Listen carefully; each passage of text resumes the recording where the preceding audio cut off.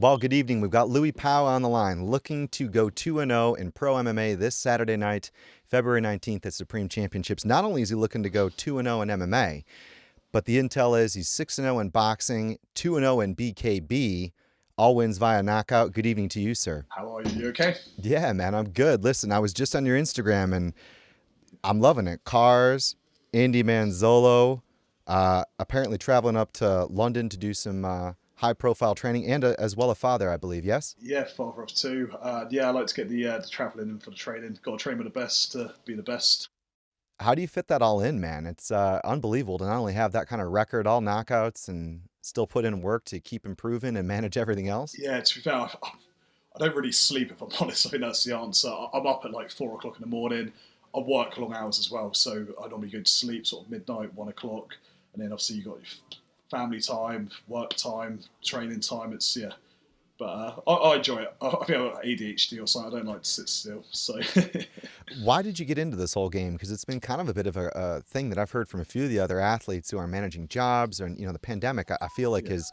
has made a lot of things more difficult. And things take more time to get things in motion. But so many of the guys are up at 4:30 and going to bed at midnight, much like yourself.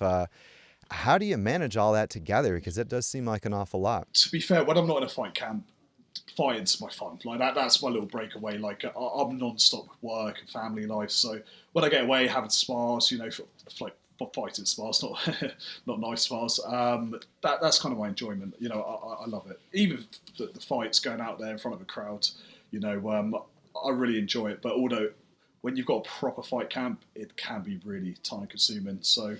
But in general, I enjoy it as a hobby. You never get tired ever. Always tired Always 24/7, tired. but obviously you got to fight through it. So, but What do you reckon has been the biggest key to your success? Is just that kind of consistency and just showing up and trying to broaden your horizons? Because you do gym hop, right? yeah, gym hop, outworking everyone. So I think you got to train hard on everyone to be better. So whatever it is, I'll train hard. I'll put more hours in than everyone else. So I'll find a way to do more time. So I think that's key for me. There's been a bunch of opponent swaps in this fight, right? I think there's been about 10 opponent swaps. So yeah, it's been a bit of a nightmare. And it was a short camp as well because I come off surgery.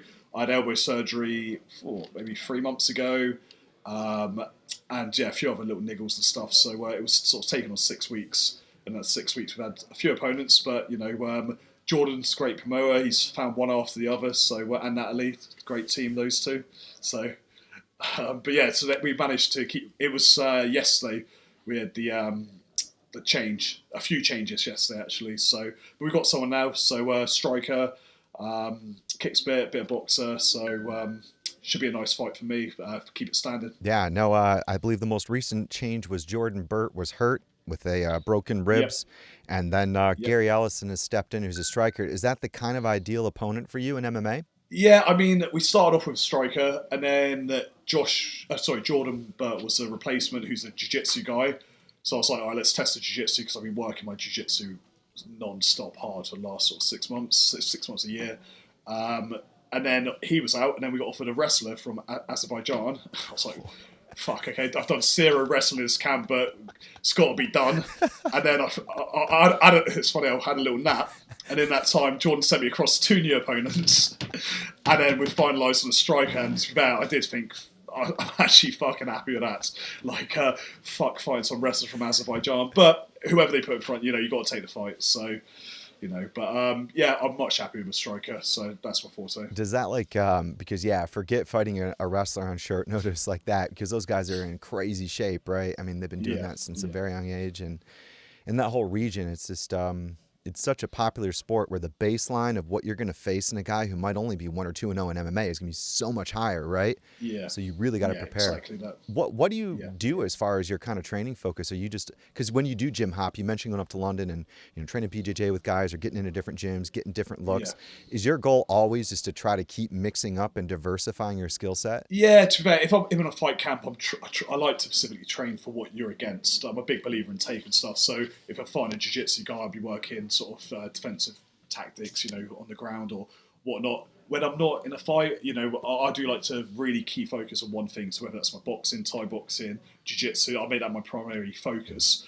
and I'll be getting the working with the best guys I can find. But at the same time, I'm still getting my other sessions in, so I keep up my sort of standard with everything else. What do you think is going to happen in this fight? You just told me before we went live, you think it's going to be a one-hitter quitter in under a minute. Yeah, I think he's going to come in and try and get the win in the first minute or two. That's his style. He seems to come in and try and win. He kind of fades after that. But I'm just going to walk forward with it and just if we're going to have a quick fight, it might as well be an exciting first minute. So, but it's going to be one and done. They won't go past a minute, and he's going to knock Spark out. Do you enjoy that? Do you enjoy the competition, or do you enjoy the training and development? Because you do strike me as a guy who is thinking about, like, oh my gosh, like there's a seminar and there's a guy coming in who's a specialist here. Like, I'm going to go there. You're one of those guys. You strike me as somebody who enjoys that learning. But is the competition the lure? Yeah. So I like to be the worst one in the gym. If you're going to a gym and everyone's getting the better of you, you're learning. Do you know what I mean? So I love it when you go new places and someone's pulling off stuff that you've never seen before, and you've got to work that skill set out. It's like leg locks I didn't really do a lot of a couple of years ago, and I've gone up to train with my wrestling coach Wally, really good wrestler, GB squad wrestler. But yeah, I did some jiu-jitsu with him, and he heel hooked me about 3 times in a minute. I was like, I was thinking, fuck, I thought my jiu-jitsu was strong. So got away. I've been doing loads and loads of leg attacks. Like I've made that like a primary focus for the last sort of year or so, and then I'll roll with him weirdly on the weekend just gone, and didn't get caught in the legs. Couldn't quite get him, but we had a good little leg war. Yeah, it's definitely something like that you can address, I think, early in your jiu-jitsu career, to not only understand where those finite points of when it's on or when it's off, or how you can defend it. Yeah. Because some schools don't engage with that early enough, in my opinion. I was just talking to the Norwegians, and one of them was doing 10th Planet BJJ. That's there from day one. Or I can think of a guy, Eric Paulson, his CSW system is really good, and they're teaching their leg locks from day dot. So yeah, I really feel it should be as well. Yeah, it's 50% of your body. It's how it's neglected. Like I don't want to say too much because I'll probably offend some of my jiu-jitsu coaches, but some of them are just so focused on traditional jiu-jitsu, etc. But you could be the best black belt around. If you can't defend a heel hook, you're going to lose. In MMA based or competitions that allow that stuff. So I think it's a big part of MMA now. It's coming on more and more now. I'd say. What about BKB? What's that like? I do like the BKB, I'm not going to lie. So I love my boxing. Boxing's kind of like a strong base of mine. But I had 6 boxing fights, and my last boxing fight, I went in there with no real care. Like, there's no adrenaline. Like, I was just another day. Just didn't really... I kind of loved the buzz when you go out there. I was kind of bored of my last boxing fight. But fuck me, they put me as like the co-main event for my first bare knuckle fight. It's the O2 in London. I was sat... Didn't bring any of my cornermen to the last minute. They all turned up late, and I'm sat there on my own. Everyone's come back, half their face hanging off, and I was thinking, "Fuck's sake, what have I got myself in for here?" But that's good fun because you can't get hit. If you get hit in the BKB, your face is getting split open. So, but then you then compare that to MMA, and it's like there's so many more tools. It's so much more realistic MMA. So, but I do like the bare knuckle just for the thrill of it. To be fair, so it's good. Was that with BKB, the show that does the Indigo, I believe? Yeah. That's the one, yeah. With Jim and those guys, right? Jim and Joe, yeah, they're good guys, those two, yeah. So, yeah. Does that improve your striking in MMA and vice versa, coming from 4-ounce gloves into BKB? Big time. So I was sparring in MMA gloves leading up to that. Weirdly enough, Jordan arranged about 20 guys for me to spar in MMA gloves boxing leading up to it. And it's so much different with the guard. Like with boxing, you've got gloves, like pillows on your hands, so there's not many areas. With MMA gloves, you're changing the angle and the punch. You can find those gaps. So big difference. Took me a little while to adjust. So I agree. It's a big difference from boxing. So I was when I was stalking you before you came on Insta, I could see you're a car guy. You mentioned it. We talked about it at the start of the interview. What's your favorite cars? Cars I've got. I mean, I love my Lamborghini. I've got a Huracan. That's it's good fun. So I've got a Bentley as well, a Continental convertible. That's nice and comfortable. I think the next thing's got to be a Urus or a Aventador. That's probably what I'm going to get over the next couple of months. Very cool. So I've had my Huracan for a little bit. So what about you? You into your cars? What are you into? I am, yeah, big time. I'm a huge petrol head. I have a JDM STI, a Subaru STI. Oh, nice. Yeah. Not quite Huracan. Yeah, but I mean it's quick, right? It's my buddy actually runs a garage down on the coast, Subaru specialist, and I've had a few. I used to track all the time and whatnot. Do you ever do any track days or anything like that? Do you know what? I've never done a track day. Everyone says I'm mad for not doing it. I mean, I kind of treat my car like a track day every day, if I'm honest, or I used to anyway. So, but no, I definitely will. It's just time. Like honestly, my time is so limited. So yeah, but track day is definitely on the card. What's your day job? What do you rock up to the office, or where do you rock up in the Huracan every day? So my main thing is property development. So I'll buy places, do developments, do refurbishments, rentals, HMOs. I've also got a health and life insurance company. I've also got an admin company, a CRM company. I've got loads of stuff that I do, but my main focus is property now. So yeah, that's what I want to move forward with. Does that make you a better fighter, being that disciplined about it? No,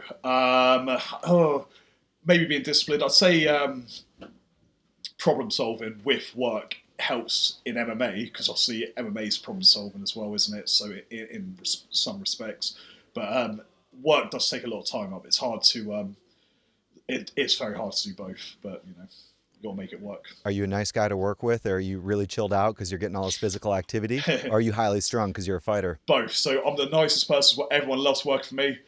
Piss me off or do something wrong, and I'll make your life a living fucking hell. Like I'll just push and push and push and break you. If you're doing something not right, I'll make your life hell until it changes. So, but I'm a big believer in no one's above anyone. So the lowest member of staff is your equal. Do you know what I mean? It doesn't matter who you are. So I get on really well with my staff. So until you piss me off.